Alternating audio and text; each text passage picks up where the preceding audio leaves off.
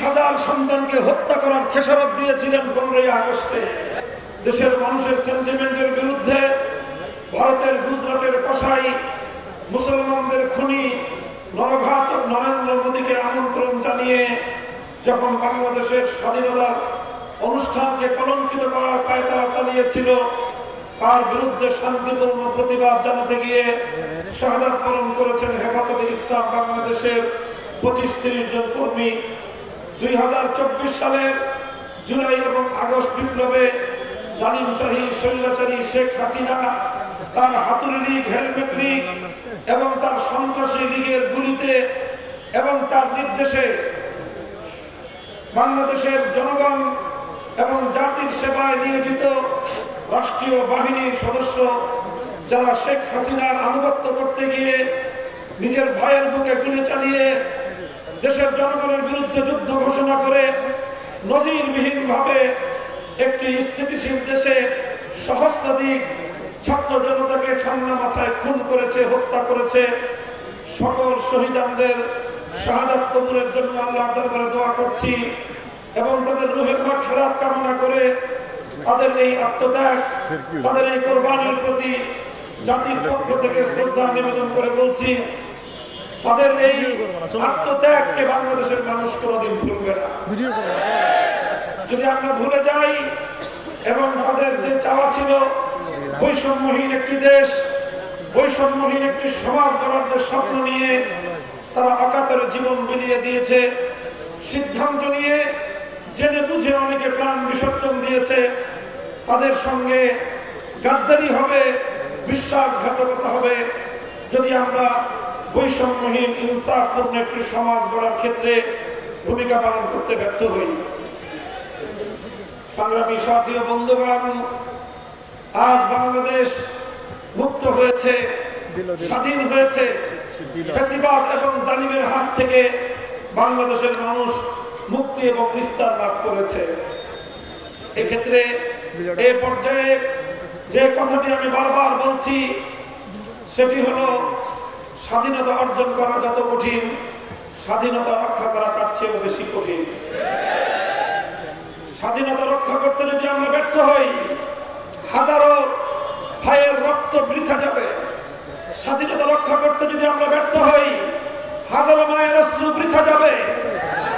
যে মায়েরা তাদের সন্তানদেরকে হাসি মুখে দেশ এবং জাতির জন্য উৎসর্গ করেছেন, যে মায়েরা নিজের সন্তানকে রিমান্ডে যাওয়ার সময় পিঠে হাত চাপড়ে দিয়ে সাহস জুগিয়েছেন, সেই মায়েদের এই অফুরন্ত ত্যাগ যদি ব্যর্থ হয়, জাতি হিসেবে আমরা ব্যর্থ প্রমাণিত হব। বাংলাদেশ সেই ব্যর্থতা দেখতে চায় না। আমি বিশ্বাস করি যে জাতির মায়েরা তাদের সন্তানকে মানবতার জন্য, জাতির জন্য, দেশের জন্য উৎসর্গ করতে উৎসাহ যোগায়, সে জাতি কোনোদিন ব্যর্থ হতে পারে না। যে জাতির মায়েরা নিজেদের সন্তানদেরকে রাজপথে জালিমের বিরুদ্ধে লড়াই করার জন্য প্রেরণা যোগায়, সে জাতি কোনোদিন ব্যর্থ হতে পারে না। ইনশাআল্লাহ বাংলাদেশ ব্যর্থ হবে না। বাংলাদেশকে যারা ব্যর্থ করতে চেয়েছিল তারাই ব্যর্থ এবং নাকাম হয়ে যাবে। সংগ্রামী সাথী বন্ধুগণ, তবে অতীতে তিক্ত অভিজ্ঞতা স্মরণ করিয়ে দিতে চাই, যেন আগামী দিন আর আমাদেরকে এই ধরনের কোনো তিক্ত অভিজ্ঞতার সম্মুখীন হতে না হয়। বাংলাদেশ 1971 সালের 16ই ডিসেম্বর তার স্বাধীনতার নিয়ে একটি স্বাধীন জাতিসত্তার রূপ নিয়ে বিশ্ব দরবারে আবির্ভূত হয়েছিল। 1971 সালের 16ই ডিসেম্বর যেই বাংলাদেশ আমরা অর্জন করেছি, যে জাতিসত্তার উন্মেষ ঘটেছিল, তার পিছনে ছিল আমাদের দীর্ঘ সংগ্রামের ইতিহাস, আধিপত্যবাদের বিরুদ্ধে লড়াইয়ের ইতিহাস, সাম্রাজ্যবাদী শক্তির বিরুদ্ধে লড়াইয়ের ইতিহাস। আমরা এই বাংলাদেশ গঠন করার পিছনে তিনটি আধিপত্যবাদী শক্তির বিরুদ্ধে লড়াই করে বিজয় অর্জন করে তবেই বাংলাদেশ পেয়েছি আমরা। আমাদের প্রথম লড়াই ছিল ব্রিটিশ বেনিয়ার সাম্রাজ্যবাদী শক্তির বিরুদ্ধে। হাজী শরীয়তুল্লাহ, মীর নেছার আলী ওরফে তিতুমীর, ফকির মজনু শাহ সহ উপমহাদেশের আলেম সমাজের বিশাল ভূমিকা ছিল। তবেই ব্রিটিশের বিরুদ্ধে স্বাধীনতার সেই আন্দোলন সফলতার মুখ দেখেছিল। আমাদের দ্বিতীয় সংগ্রাম ছিল পূর্ববঙ্গের মুসলিম জাতিসত্তার বিরুদ্ধে পশ্চিমবঙ্গের কায়েমি স্বার্থবাদী সাম্প্রদায়িক রবীন্দ্রনাথ ঠাকুরদের নেতৃত্বাধীন সহিংস গোষ্ঠীর বিরুদ্ধে আমাদেরকে সংগ্রাম করতে হয়েছিল। আপনারা সেই ইতিহাস পড়বেন, জানার চেষ্টা করবেন। যখন এই পূর্ববঙ্গের মুসলমানরা নিজেদের অধিকার চেয়েছিল, নিজেরা সামনের দিকে এগিয়ে যাওয়ার জন্য একটি স্বাধীন জাতি হিসেবে বিশ্ব দরবারে মাথা উঁচু করে দাঁড়াবার চেষ্টা করেছিল, পশ্চিমবঙ্গের রবীন্দ্রনাথ ঠাকুররা তখনই আমাদের অগ্রযাত্রাকে রুখে দেওয়ার অপচেষ্টা চালিয়েছিল। এরপর 1947 সালে আমরা সেই পশ্চিমবঙ্গের দাদাবাবুদের বিরুদ্ধে একটি সংগ্রামের মধ্য দিয়ে স্বাধীন বাংলাদেশ গড়বার প্রেক্ষাপট তৈরি করেছিলাম। এরপরে এলো পশ্চিম পাকিস্তানি খান পাঠানদের দৌরাত্মের যুগ। 47 সাল থেকে 71 সাল দীর্ঘ 24 বছর আমরা তাদেরকে বলেছিলাম, আমরা পূর্ব পাকিস্তান, তোমরা পশ্চিম পাকিস্তান, আমরা তোমাদের ভাই, তোমরা আমাদের ভাই, ভাই ভাই মিলে দেশটা গড়ে তুলব। ওরা আমাদেরকে বলতে চেয়েছিল না, তোমরা আমাদের দাস, আমরা তোমাদের প্রভু। আমরা বলে দিয়েছিলাম মজলুম জননেতা মাওলানা আব্দুল হামিদ খানের ভাষায়, তোমরা যদি আমাদের প্রভু শাস্তে চাও তাহলে তোমাদেরকে আমরা সালাম বলে দেব। আমরা আজও বলতে চাই, আমাদের প্রভু একজন, আরশের উপর থাকেন। জমিনে আমাদের বন্ধু থাকতে পারে, কোনো প্রভু থাকতে পারে না। কোন শক্তি যদি আধিপত্যবাদ নিয়ে, পেশি শক্তি নিয়ে আমাদের উপর প্রভুত্ব ফলাবার চেষ্টা করে, চোখ উপড়ে ফেলবো আমরা।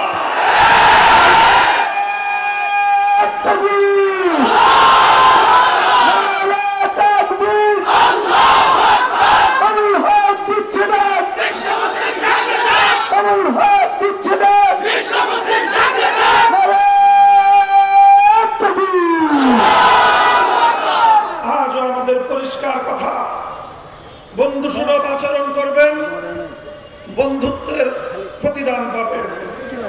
প্রভুত্ব করবার চেষ্টা করবেন, আমরা সে হাত ভেঙে গুড়িয়ে দিতে মুহূর্তকাল বিলম্ব করব না। আমাদেরকে কেউ দুর্বল ভাববেন না।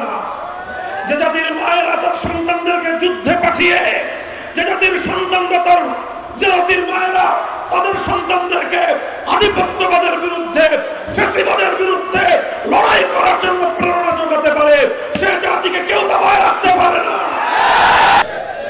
শেখ হাসিনার রাজনীতি ছিল প্রতিশোধের রাজনীতি, তার রাজনীতি ছিল বিভাজনের রাজনীতি। 1975 সালের 15ই আগস্ট অভ্যুত্থানের পর যখন তার বাবা মরহুম শেখ মুজিবুর রহমান সাহেব বাকশাল কায়েম করার খেসারত দিয়েছিলেন 15ই আগস্টে, 30,000 সন্তানকে হত্যা করার খেসারত দিয়েছিলেন 15ই আগস্টে, হাসানুল হক ইনু, মতিয়া চৌধুরী, তোমরা না শেখ মুজিবুর রহমান সাহেবের সামনে দিয়ে ডুগডুগি বাজাবার ঘোষণা দিয়েছিল। এরপরে তোমরা তোমাদের 30,000 কর্মীর সঙ্গে গাদ্দারি করে ডুগডুগি না বাজায় শেখ হাসিনার আঁচল তলে আশ্রয় নিয়েছিল। হাসানুল হক ইনু, তোমাকে কেন জনগণ লাথি মারে, কারাগারের নির্জন কক্ষে বসে বিষয়টা নিয়ে একটু ভাববা। তোমরা তোমাদের কর্মীদের সঙ্গে গাদ্দারি করেছো, বিশ্বাসঘাতকতা করেছো, কর্মীদেরকে যারা খুন করেছিল সেই খুনিদের সঙ্গে তোমরা আঘাত করেছিলে। সংগ্রামী সাথী ও বন্ধুগণ, এইভাবে বাকশাল কায়েম করে দেশের মানুষকে উৎপীড়ন করার, খুন করার, গুম করার এবং স্বাধীন একটি দেশে সর্বপ্রথম প্রশাসনের লোকদেরকে দিয়ে ক্রস ফায়ারের নামে সিরাজ শিকদারদেরকে হত্যা করার পরিণাম পেয়েছিল শেখ মুজিবুর রহমান 15ই আগস্ট। শেখ হাসিনা অতীতের ইতিহাস ভুলে গিয়ে শুধু 15ই আগস্টের ঘটনাকে মনে রেখেছিলেন। ঘোষণা দিয়েছিলেন যে জাতি তার বাবাকে হত্যা করেছে তিনি সেই জাতির কাছ থেকে প্রতিশোধ গ্রহণ করবেন। 1975 সালে আন্তর্জাতিক গণমাধ্যমে প্রদত্ত শেখ হাসিনার বক্তব্য ছিল এটি। এরপরে আমরা দেখেছি 1975-এর 15ই আগস্ট থেকে 2024 সালের 5ই আগস্ট 50 বছর শেখ হাসিনা রাজনীতি করেছেন। তার রাজনীতি ছিল প্রতিশোধের রাজনীতি। কার কাছ থেকে প্রতিশোধ নিয়েছেন? প্রতিশোধ নিয়েছেন বাংলাদেশের কাছ থেকে, প্রতিশোধ নিয়েছেন বাংলাদেশের জনগণের কাছ থেকে। তার বড় আক্ষেপ ছিল শুধু দেশ আর জনগণ না, সে প্রতিশোধ নিয়েছে আওয়ামী লীগের বিরুদ্ধে। একটু চিন্তা করে দেখবেন শেখ হাসিনা সেই বক্তব্যগুলো আজও বিভিন্ন গণমাধ্যম, সামাজিক যোগাযোগ মাধ্যমে সংরক্ষিত আছে। তিনি আওয়ামী লীগের নেতাকর্মীদের বিরুদ্ধে ক্ষোভ ঝেড়েছিলেন যে এত বড় সংগঠন, এত নেতাকর্মী, 15ই আগস্ট আমার বাবাকে ওরা মেরে ফেললো, খুন করে ফেলে রাখলো, তার লাশ পড়ে থাকলো, আওয়ামী লীগের কোন নেতাকর্মী এগিয়ে এলো না। তার ক্ষোভ ছিল আওয়ামী লীগের বিরুদ্ধেও। তার আওয়ামী লীগকে দেখায় ছাড়ছে শেখ হাসিনা যে 75 আগস্টে তোরা শেখ মুজিবের পাশে দাঁড়াস নাই, তোদেরকে কিভাবে শায়েস্তা করতে হয় আমি শেখ হাসিনা দেখায় দেব। এই জন্য 50 বছর প্রতিশোধের রাজনীতি করে দেশটাকে ধ্বংস করেছে। এই দেশের প্রধানমন্ত্রী হওয়া শেখ হাসিনার উদ্দেশ্য ছিল না, তার উদ্দেশ্য ছিল তিলকওয়ালী মুখ্যমন্ত্রী হওয়া। শেখ হাসিনার রাজনীতি ছিল তিলকওয়ালী মুখ্যমন্ত্রী হওয়া। তিনি বাংলাদেশের বুকের উপর দিয়ে, বাংলাদেশের স্বার্থকে জলাঞ্জলি দিয়ে আরেকটি দেশকে ট্রানজিট দিয়ে দেন। কারণ তিনি এই দেশের উন্নতি চান নাই, এই দেশটাকে অঙ্গরাজ্যে পরিণত করার রাজনীতি ছিল শেখ হাসিনার রাজনীতি। আর এই আওয়ামী লীগের কাছ থেকে তিনি চূড়ান্ত প্রতিশোধটা নিয়ে গেছেন। আগামী দিনে বাংলাদেশে কেউ যেন আওয়ামী লীগের নাম মুখে নিতে না পারে। কারণ 75-এর 15ই আগস্ট আওয়ামী লীগের নেতারাই শেখ মুজিবুর রহমানকে হত্যা করেছিল। এই শেখ হাসিনা এই 50 বছর ধরে আওয়ামী লীগকে কিভাবে বাস দেওয়া যায় তার চূড়ান্ত আয়োজন করেছে। এখনো তোমাদের শিক্ষা হয় না, আপা আপা বলতে বলতে মুখে ফেনা তুলো। কই তোমার আপা তো 5ই আগস্ট দুপুর বেলায় 12 পদের আইটেম রান্না করে আপনার গণভবনে দুপুরের বুফে লাঞ্চের ব্যবস্থা করেছিল। 12 পদের। যারা গিয়েছে, আমি যাই নাই, শুনেছি যে দেখা গেছে তার যে রান্না বান্নার আয়োজন ছিল দুপুরে খাবারের 12 পদের রান্না। দেশের মানুষ, হাজার হাজার মানুষ আগস্টের, জুলাইয়ে আমার সন্তানরা বুলেটের আঘাতে তাদের বুক ঝাঁচরা হয়, আমাদের বীর মুগ্ধরা পানি পান করতে গিয়ে শাহাদাত বরণ করে, আর তুমি গণভবনে 12 পদের আইটেম রান্না করে খাবার খাও। বোঝা যায় এই দেশের মানুষ নিয়ে তার কোনো ভাবনা ছিল না। এদেশের মানুষ মরলেই সে খুশি হতো। এদেশের মানুষের 1200 মানুষ মরেছে, সে 12 পদের রান্না আইটেম করে এদেশের মানুষের মৃত্যুযজ্ঞকে সে উদযাপন করছিল। এরপর যখন তারা বলল যে আবার সময় শেষ, আবার সময় শেষ, আপনার খাওয়া হবে না, খাবারটা বাংলাদেশে না, লাঞ্চটা গিয়ে আপনি নরেন্দ্র মোদীর ঘরে করেন। তিনি বললেন ঠিক আছে, অসুবিধা নাই, এখান থেকে আপনার ওখানে খারাপ হবে না। 16টা লাগেজ গুছালেন, 16টা লাগেজ। এরপরে নিজের একটা মাত্র বোন, ছেলে মেয়ে তো আগেই রাখছেন বাইরে, কারণ এই দেশের মানুষের উপর তার কোনো আস্থা ছিল না। এই জন্য তার ছেলেকেও বাংলাদেশের রাজনীতিতে আনেন নাই, মেয়েকেও বাংলাদেশের রাজনীতিতে আনেন নাই, বোনটাকেও রাজনীতি করতে দেন নাই। কারণ তার চিন্তা ছিল বাংলাদেশের রাজনীতির 12টা বাজায় তিনি যা আছে তা তলবিতল নিয়ে দেশ ছেড়ে চলে যাবে। তিনি তাই করেছেন। কই আওয়ামী লীগের লক্ষ লক্ষ নেতা কর্মী 2বার তো ভাবেন নাই শেখ হাসিনা যে এইভাবে আমি দেশের মানুষকে খুন করার পর এদেশের মানুষের হাতে আওয়ামী লীগের নেতা কর্মীরা কতটুকু নিরাপত্তা পাবে 2 মিনিট ভাবার সুযোগ তার ছিল না। তিনি তার চিন্তা করেছেন নিজের নিরাপত্তা নিয়ে, চিন্তা করেছেন তার ছেলে আর মেয়ের নিরাপত্তা নিয়ে, আর তার বোনের নিরাপত্তা নিয়ে, তার গোষ্ঠী এবং তার বংশ তার পরিবারের নিরাপত্তা নিয়ে তিনি বাংলাদেশ ছেড়ে চলে গেছেন। আমার দুঃখ হয়, করুণাও হয়, আফসোস লাগে আওয়ামী লীগের মতো এত বড় একটা দলের এত রাজনৈতিক নেতা কর্মী তারা আগামী দিনে এখন তো আত্মগোপন করে আছে, কয়দিন আত্মগোপন করে থাকবে, এরপরে দেশের মানুষের সামনে তারা কিভাবে মুখ দেখাবে? তোমরা বলছিলে না নেত্রীর সঙ্গে সুরে সুর মিলায় শেখ হাসিনা পালায় না, বলছিল বলছিল এখন আমার জিজ্ঞাসা করতে মনে চায় শেখ হাসিনা পালায় না পালায় না? আওয়ামী লীগের লোকেরা তোমরা জবাবটা রেডি করে তারপরে বাংলাদেশের রাজনীতিতে এসো। তোমার নেত্রী বাংলাদেশের শেখ হাসিনার সমকালীন আরো অনেক রাজনীতিবিদ আছে, আছে না নাই? এই আপনাদের উত্তরবঙ্গের মরহুম হুসেন মোহাম্মদ এরশাদ সাহেব, রাজনীতিতে ভুল খারাপ ছিল, ভুল ভ্রান্তি মানুষের থাকে, তিনি তো তার দলের নেতা কর্মীদেরকে ফেলে দেশ ছেড়ে পালান না, তিনি তো কারাগারকে বরণ করেছিলেন, 5 বছর কারারুদ্ধ থেকেছেন, এরপরও দেশ ছেড়ে পালান নাই। বেগম খালেদা জিয়া মৃত্যুর সঙ্গে পাঞ্জা লড়েছেন, দেশ ছেড়ে তো পালান নাই। শেখ হাসিনা তুমি তো এরশাদ সাহেবের থেকে বেগম জিয়ার চেয়েও অনেক তাগড়া ছিল, স্বাস্থ্য নাদুস নুদুস ছিল, খাও তো কম নাই, একেবারে সব নির্ভেজাল খাবার গণভবনে চাষ করে খাইছো, তুমি কেন পালালা? এরশাদ যেই নজির কায়েম করেছিলেন, বেগম জিয়া যেই নজির কায়েম করেছিলেন, তোমার দ্বারা সেই নজির কায়েম করা সম্ভব হলো না কেন? কারণ আসলে শেখ হাসিনার রাজনীতি ছিল বাংলাদেশকে রক্ষা করা নয়, বাংলাদেশকে ধ্বংস করা। আওয়ামী লীগের মধ্যে সব লোক খারাপ এটা আমি বলছি না, ভালো কিছু লোক থাকলেও থাকতে পারেন। যদি আগামী দিনে রাজনীতি করতে চান 2টা পরামর্শ। প্রথম পরামর্শ হলো একটা গণতওবা করবেন, আওয়ামী লীগের এবং শেখ হাসিনার রাজনীতি করা থেকে আপনারা তওবা করবেন। দ্বিতীয় হলো এই আওয়ামী লীগের নামটা নিয়েন। 1971 সালের পূর্ববর্তী সময়ে আওয়ামী লীগের দাদা মুসলিম লীগ, কি বললাম?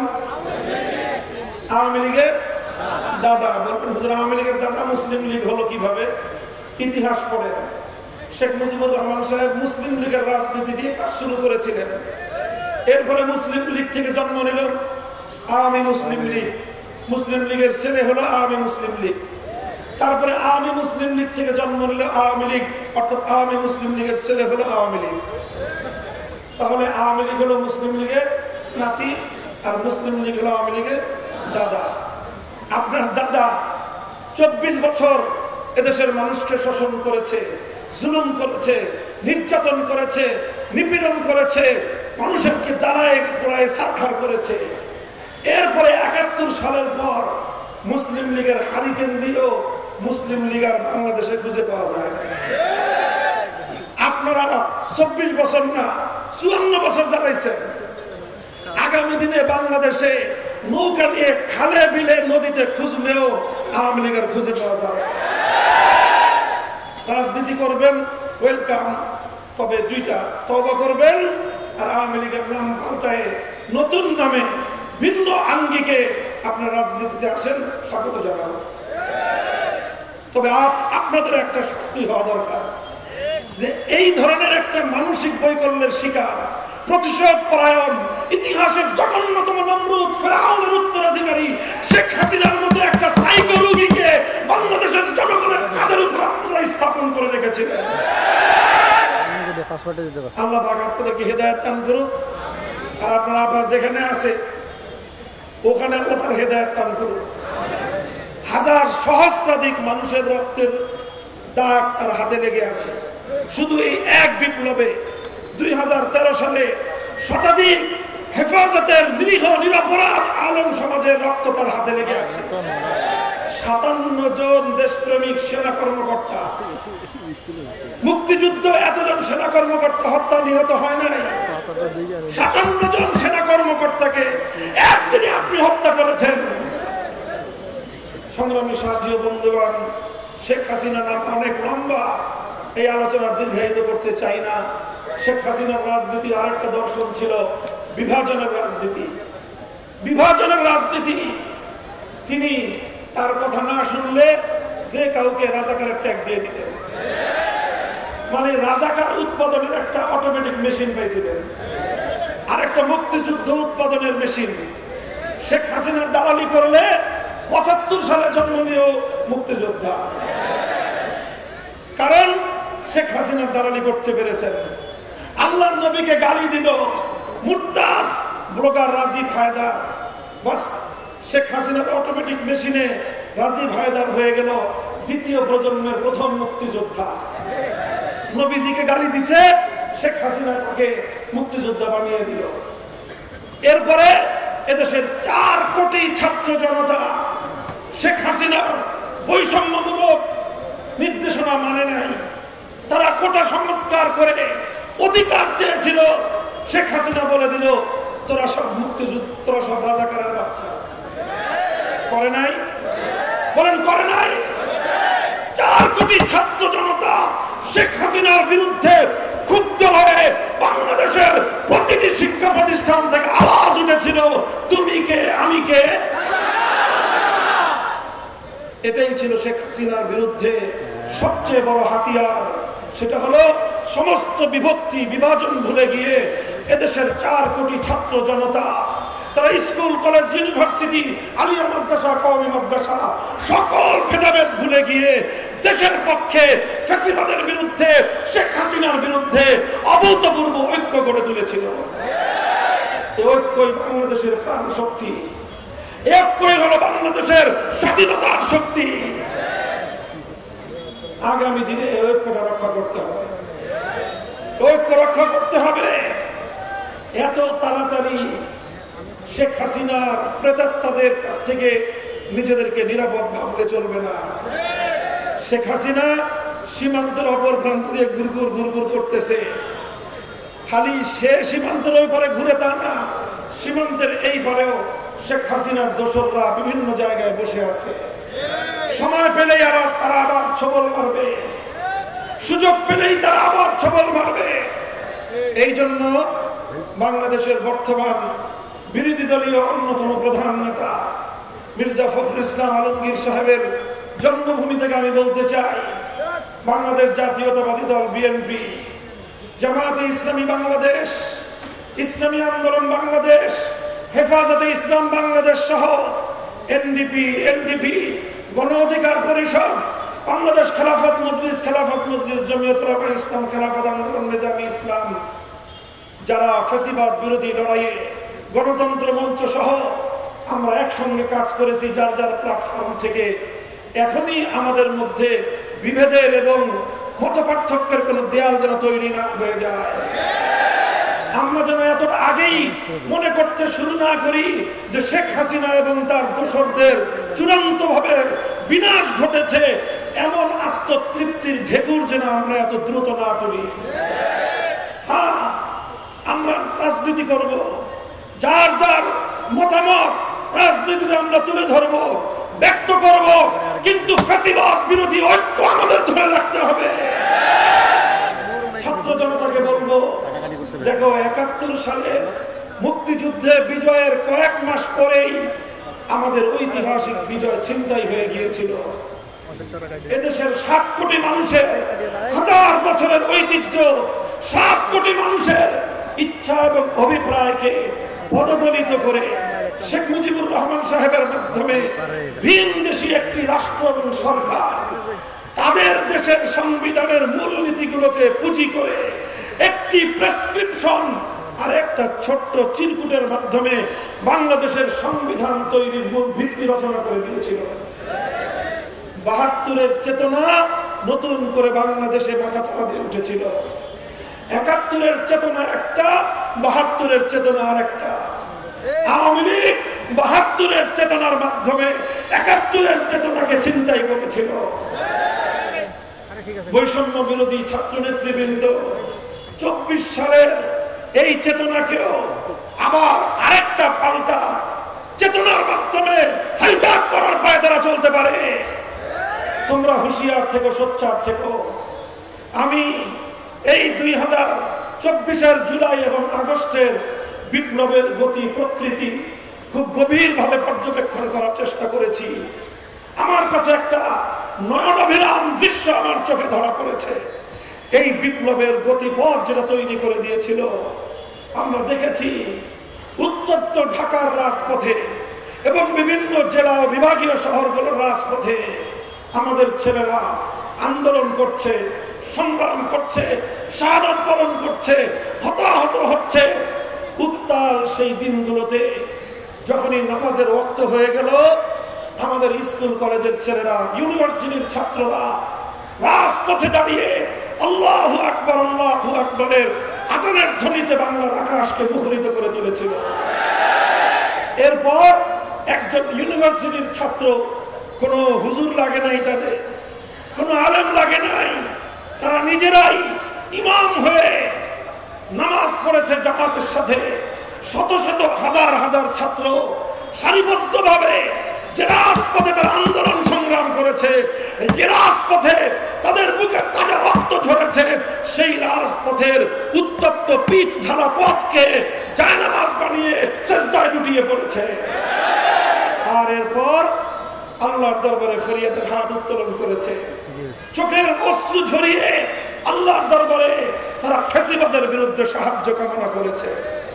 দেখবেন আজও সামাজিক যোগাযোগ মাধ্যম, গণমাধ্যমের বিভিন্ন পোর্টালে সেই দৃশ্যগুলো এখনো জ্বলজ্বল করছে। এটাই ছিল আগস্ট বিপ্লবের মূল হাতিয়ার।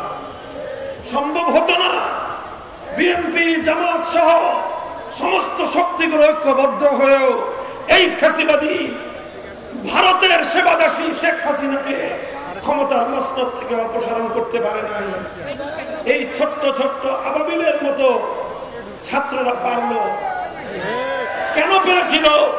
কারণ এই ছাত্ররা যখন ফরিয়াদ করে, নিজের শহীদি ভাইয়ের রক্তের নজরানা পেশ করে, চোখের অশ্রু দিয়ে আল্লাহর দরবারে ফরিয়াদ করেছিল, আল্লাহ তাদেরকে সাহায্য করেছেন। আর তাই তাদের ভয়ে শেখ হাসিনা দুপুরের সাজানো পাকানো খাবার না খেয়ে নরেন্দ্র মোদীর কোলে গিয়ে ঝাঁপ দিতে বাধ্য হয়েছে। এই হলো বিপ্লব, আর এই হলো বিপ্লবের গতি প্রকৃতি। খবরদার, বাংলাদেশের এই আগস্টের বিপ্লবকে ইসলাম বিরোধী ধারায় প্রচারিত করবার, চালিয়ে দেওয়ার চেষ্টা করা হলে রক্ত দিয়ে আমরা রুখে দাঁড়াবো। এটা একটা মহিমান্বিত বিপ্লব।